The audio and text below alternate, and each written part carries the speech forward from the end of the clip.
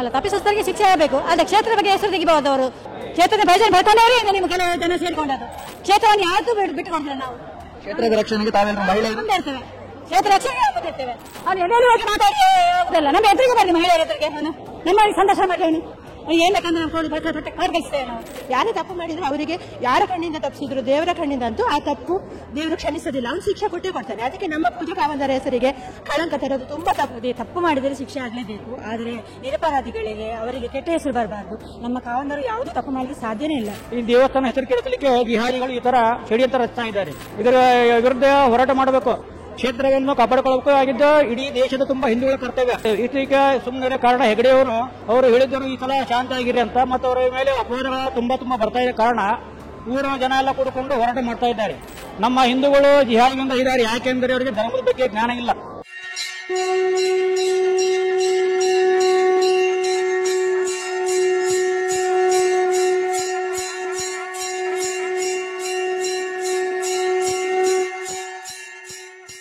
Madam ನಮಸ್ತೆ.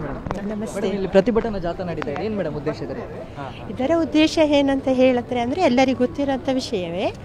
ಆದರೆ ತಪ್ಪು ಮಾಡಿದವರಿಗೆ ಶಿಕ್ಷೆ ಆಗಲೇಬೇಕು. ಅದರಲ್ಲಿ ನಮಗೆ ಕೂಡ ತುಂಬ ಇಷ್ಟನೇ ಇದೆ. ತಪ್ಪು ಯಾರೇ ಮಾಡಿದರೂ ಅವರು ಶಿಕ್ಷೆ ಅನುಭವಿಸಲೇಬೇಕು.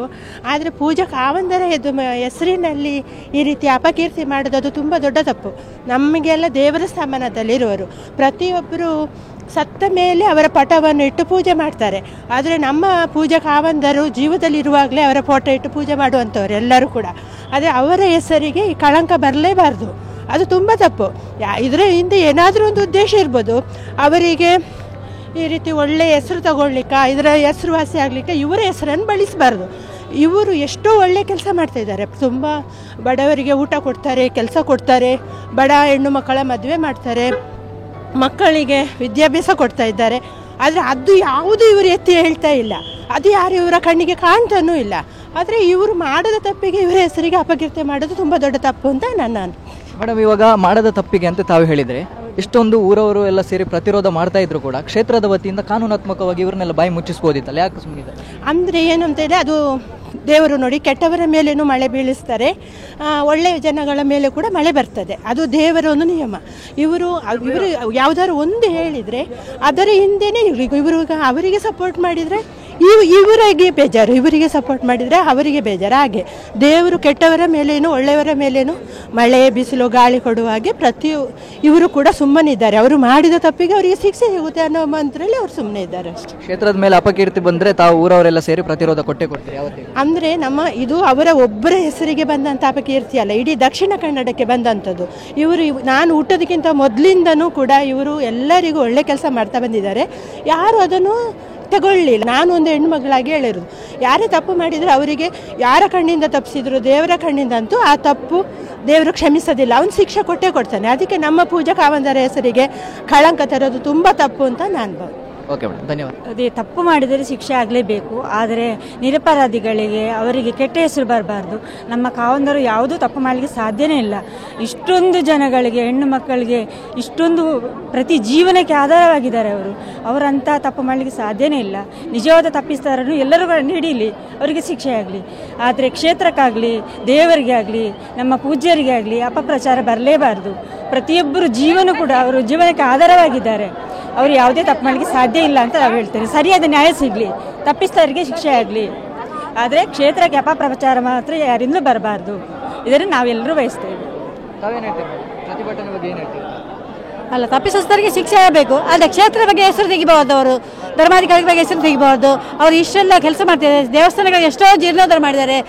ಹಾಗೆ ಯೋಜನೆಗಳನ್ನು ತಂದು ಮಹಿಳೆಯರನ್ನು ನಮ್ಮನ್ನು ಮುಂದುವರಿಸಿ ಮಾಡಿದ್ದಾರೆ. ಇಂಥ ವ್ಯಕ್ತಿಗೆ ಅವರು ಏನೇನು ಅಪವಾದ ಮಾಡ್ತಾರಲ್ಲ, ಅವ್ರು ನಮ್ಮ ಎದುರು ಬಂದರೆ ನಾವು ಅವರನ್ನು ಎದುರಿಸ್ತೇವೆ. ನಮಗೆ ಕೊಡಿ, ಅವರಿಗೆ ಮಹಿಳೆಯರಿಗೆ ಕೊಡಿ, ಅವರನ್ನು ತಂದು ನಮಗೆ ಕೊಡಿ, ನಾವು ಇದು ಮಾಡ್ತೇವೆ. ನಾವು ಯೋಧರಾಗಿ ಕೆಲಸ ಮಾಡ್ತೇವೆ. ಕ್ಷೇತ್ರವನ್ನು ಯಾವತ್ತೂ ಬಿಟ್ಟು ಕೊಡ್ತಿಲ್ಲ. ನಾವು ಕ್ಷೇತ್ರದ ರಕ್ಷಣೆಗೆ ತಾವೆಲ್ಲರೂ ಮಹಿಳೆಯರು ಮುಂದೆ ಇರ್ತೇವೆ. ಕ್ಷೇತ್ರ ರಕ್ಷಣೆಗೆ ನಾವು ಮುಂದಿರ್ತೇವೆ, ನಾವು ಮಹಿಳೆಯರು. ಹಾಗೆ ಅವನು ಎಲ್ಲೆಲ್ಲಿ ಹೋಗಿ ಮಾತಾಡಿ ಆಗುದಲ್ಲ. ನಮ್ಮ ಎದುರಿಗೆ ಬರಲಿ, ಮಹಿಳೆಯರ ಎದುರಿಗೆ ಅವನು ನಮ್ಮವರಿಗೆ ಸಂದರ್ಶನ ಮಾಡಲಿ. ಅವನು ಏನು ಬೇಕಂದ್ರೆ ನಾವು ಪಾಠ ಕಲಿಸ್ತೇವೆ ನಾವು. ಹಾಂ, ಅವನು ಎಲ್ಲೇ ಇದ್ದು ಮಾತಾಡಿ ಯೂಟ್ಯೂಬಲ್ಲಿ ಅಲ್ಲಿ ಇಲ್ಲಿ ದುಡ್ಡು ಮಾಡೋದಕ್ಕಿಂತ ನಮ್ಮ ಎದುರಿಗೆ ಮಹಿಳೆಯರ ಎದುರಿಗೆ ಮಾತಾಡಲಿಕ್ಕೆ ಬರಲಿ ಅವನು. ಹೌದು, ಊರವರೆಲ್ಲ ಸೇರಿ ಮಹಿಳೆಯರು ಸೇರಿ ಪ್ರತಿಭಟನೆ ಮಾಡ್ತೇವೆ. ನಮ್ಮ ಎದುರಿಗೆ ಕೊಡಿ ಅವನನ್ನು. ಅವನು ಕಾಲರ್ ಬಿಚ್ಚಿ ಎಂತ ಮಾಡ್ಬೇಕಂತ ಗೊತ್ತಿದೆ ನಮಗೆ. ಅವರ ಮಾತುಗಳನ್ನು ಕೇಳಿ ಒಂದಿಷ್ಟು ಹಿಂದೂಗಳು ಕೂಡ ನಂಬ್ತಾರಲ್ಲ ಮೇಡಮ್, ತಾವು ಹೇಳ್ತೀರಿ? ಯಾರು ಹಿಂದೂ ನಂಬರ್ ಯಾರು ಬಿಡ್ತಾರೆ ಅವರು, ಅವರಿಗೆ ಭಾಷೆ ಇಲ್ಲ ಅವರಿಗೆ. ಅವರು ಇಲ್ಲೇ ತುತ್ತು ಅನ್ನ ತಿಂದು ಇದ್ದವರು ಎಲ್ಲ ಬೆಳ್ತಾ ಇದ್ದಾರೆ. ಇಡೀ ನಮ್ಮ ದಕ್ಷಿಣ ಕನ್ನಡದಲ್ಲಿ ನಮ್ಮ ಕ್ಷೇತ್ರದಿಂದನೇ ಪ್ರಯೋಜನ ಪಡ್ಕೊಂಡವರು. ಅವರು ಕ್ಷೇತ್ರದ ಪ್ರಯೋಜನ ಪಡ್ಕೊಂಡವರೇ ಇದರಲ್ಲಿ ಕೆಲವು ಜನ ಸೇರಿಕೊಂಡದ್ದು. ಅವರೇ ಮಾಡ್ಕೊಂಡ್ರೆ ಏನು ಆಗುದಿಲ್ಲ ಕ್ಷೇತ್ರಕ್ಕೆ. ಅನ್ನಪ್ಪ ಸ್ವಾಮಿ ಯಾವತ್ತು, ಶ್ರೀ ಮಂಜುನಾಥ ಸ್ವಾಮಿ ಯಾವತ್ತೂ ಕೈ ಬಿಡುದಿಲ್ಲ ಅವರಿಗೆ. ಅವರಿಗೆ ಪಾಠ ಖಂಡಿತ ಕಲಿಸ್ತೇನೆ ನಾನು. ಹಾಂ, ಧನ್ಯವಾದ. ಪ್ರತಿಭಟನೆ ಬಗ್ಗೆ ಹೇಳಬೇಕಂದ್ರೆ ಮೊದಲು ಕ್ಷೇತ್ರದಲ್ಲಿ ಅಭಿವೃದ್ಧಿ ಕಾರ್ಯಗಳು ತುಂಬ ಆಗ್ತಾ ಇವೆ. ಕ್ಷೇತ್ರ ವತಿಯಿಂದ ಹಳ್ಳಿ ಕೂಡ ಹೆಗಡೆಯವರು ಕೆರೆಗಳನ್ನ ಅಭಿವೃದ್ಧಿ ಮಾಡಿದ್ದಾರೆ, ಶಾಲಾ ಕಾಲೇಜು ಕಲಿಸ್ತಾ ಇದ್ದಾರೆ ಫ್ರೀಯಾಗಿ. ಮಠಕ್ಕೆ ಬಂದ ಭಕ್ತಾದಿಗಳ ಅನ್ನದಾನ ಉಚಿತವಾಗಿದೆ, ವ್ಯವಸ್ಥೆ ಉಳಿದುಕೊಳ್ಳುವ ವ್ಯವಸ್ಥೆ ಉಚಿತವಾಗಿದೆ. ಎಲ್ಲಿಂದ ಬಂದರು ಸರ್? ನಾವು ಹುಬ್ಬಳ್ಳಿಯಿಂದ ಬಂದಿದ್ದು. ಹುಬ್ಬಳ್ಳಿಯಿಂದ ಬಂದಿದ್ದೀರಿ? ಪ್ರತಿಭಟನೆಗೆ ಅಂತಾನೆ ಬಂದಿದ್ದೀರಿ? ಹೌದು, ಪ್ರತಿಭಟನೆಗೆ ಅಂತ ಬಂದಿದ್ದೇವೆ ನಾವು. ಯಾಕೆಂದರೆ ಇದು ನಮ್ಮ ಧರ್ಮಸ್ಥಳ ಕ್ಷೇತ್ರ ಬರೀ ಧರ್ಮಸ್ಥಳಕ್ಕೆ ಮಾತ್ರ ಸೀಮಿತವಾಗಿಲ್ಲ, ಇಡೀ ಕರ್ನಾಟಕಕ್ಕೆ, ಪೂರ ಹಿಂದೂಗಳಿಗೆ, ಪೂರ ಭಾರತದ ದೇಶದ ತುಂಬ ಪ್ರಖ್ಯಾತಿಯಾದ ದೇವಸ್ಥಾನ. ಈ ದೇವಸ್ಥಾನ ಹೆಸರು ಕೆಡಿಸಲಿಕ್ಕೆ ಜಿಹಾದಿಗಳು ಈ ಥರ ಷಡ್ಯಂತ್ರ ರಚಿಸ್ತಾ ಇದ್ದಾರೆ. ಅದಕ್ಕಾಗಿ ಜಿಹಾದಿಗಳನ್ನು ನಮ್ಮ ಕ್ಷೇತ್ರದ ಜನರು ಮಾತ್ರ ಅಲ್ಲ, ಇಡೀ ದೇಶದ ಜನರು ಖಂಡನೆ ಮಾಡಬೇಕು, ಇದರ ವಿರುದ್ಧ ಹೋರಾಟ ಮಾಡಬೇಕು.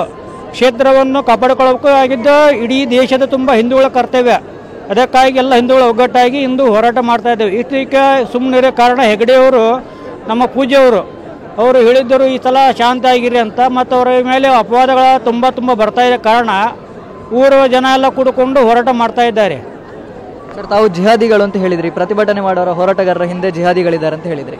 ಇವಾಗ ಇದರಲ್ಲಿ ಸಾಕಷ್ಟು ಜನ ಹಿಂದೂಗಳು ಇದ್ದಾರೆ, ಯಾಕೆ ಸರ್ ಈ ಷಡ್ಯಂತ್ರ ಯಾಕೆ ನಡೀತಾ ಇದೆ? ನಮ್ಮ ಹಿಂದೂಗಳು ಜಿಹಾದಿಗಳಿಂದ ಇದ್ದಾರೆ, ಯಾಕೆಂದರೆ ಅವರಿಗೆ ಧರ್ಮದ ಬಗ್ಗೆ ಜ್ಞಾನ ಇಲ್ಲ. ಆಮೇಲೆ ಅಭಿವೃದ್ಧಿ ಕೆಲವು ಮುಂದೆ ಹೋಗ್ತಾ, ನಮ್ಮಲ್ಲಿ ಅಭಿವೃದ್ಧಿ ಮಾಡ್ಕೊಂಡು ಮುಂದೆ ಹೋಗ್ತಾ ಇದ್ದರೆ ಕಾಲು ಅಂತ ಜನ ಭಾಳ ಇದ್ದಾರೆ. ಹೀಗಾಗಿ ಜಿಹಾದಿಗಳ ವಿರುದ್ಧ ನಮ್ಮ ಹಿಂದೂಗಳು ಕೂಡಿಕೊಂಡಿದ್ದಾರೆ. ಅವರು ಹಿಂದೂ ಧರ್ಮ ದ್ರೋಹಿಗಳು, ಅವರಿಗೆ ಹಿಂದೂಗಳ ಬಗ್ಗೆ ಪರವಾಗಿಲ್ಲ, ಅವ್ರು ಹಿಂದೂ ಕ್ಷೇತ್ರ ಬಗ್ಗೆ ಜ್ಞಾನ ಇಲ್ಲ. ನಮ್ಮ ಸರ್ಕಾರ ಕೂಡ ನಮ್ಮ ದೇವಸ್ಥಾನ ಕಬ್ಜಾ ಮಾಡಿದೆ. 44,000 ದೇವಸ್ಥಾನಗಳನ್ನು ಸರ್ಕಾರ ಕಬ್ಜಾದಲ್ಲಿದೆ, ಕರ್ನಾಟಕದಲ್ಲಿ ಮಾತ್ರ, ಇಡೀ ದೇಶದಲ್ಲಿ ಇನ್ನೂ ಜಾಸ್ತಿ ಇವೆ. ಇದಕ್ಕಾಗಿ ಎಲ್ಲ ಹಿಂದೂಗಳು ಹೋರಾಟ ಮಾಡಬೇಕು. ಆಮೇಲೆ ನಮ್ಮ ಕ್ಷೇತ್ರದ ಧರ್ಮಸ್ಥಳ ಮಂಜುನಾಥ ಸ್ವಾಮಿ ಕ್ಷೇತ್ರವನ್ನು ಯಾವುದೇ ಕಾರಣಕ್ಕೂ ನಾವು ಬಿಟ್ಟು ಕೊಡುವುದಿಲ್ಲ. ಅದಕ್ಕಾಗಿ ನಾವೆಲ್ಲ ಕೂಡ ಪ್ರತಿಭಟನೆ ಮಾಡ್ತಾ ಇದ್ದೇವೆ. ಮತ್ತೇನಾದರೂ ಸರ್ಕಾರ ಕಬ್ಜಾ ಮಾಡೋಕ್ಕೆ ಪ್ರಯತ್ನ ಮಾಡಿದರೆ ನಾವು ಇಡೀ ದೇಶ ತುಂಬ ಪ್ರತಿಭಟನೆ ಮಾಡಿ ನಮ್ಮ ಸಮಾಜದಿಂದ ಮಠ ಮಾನ್ಯರಿಂದ ಕೂಡಿಕೊಂಡು ಹೋರಾಟ ಮಾಡಿ ಎಲ್ಲ ದಿವಸ ಸ್ವತಂತ್ರಗೊಳಿಸಲು ಹೋರಾಟ ಮಾಡ್ತೇವೆ ನಾವು. ಇದಕ್ಕೆ ಸರ್ಕಾರಕ್ಕೂ ಕೂಡ ಎಚ್ಚರಿಕೆ ಕೊಡ್ತೇವೆ. ಟಿವಿ ವಿಕ್ರಮ, ದೇಶ ನಿಮ್ಮ ಕೈಯಲ್ಲಿ. ವಿಕ್ರಮದ ಕಾರ್ಯಕ್ರಮಗಳನ್ನು ನಿರಂತರವಾಗಿ ವೀಕ್ಷಿಸಲು ಸಬ್ಸ್ಕ್ರೈಬ್ ಮಾಡಿ, ಬೆಲ್ ಐಕನ್ ಒತ್ತಿ.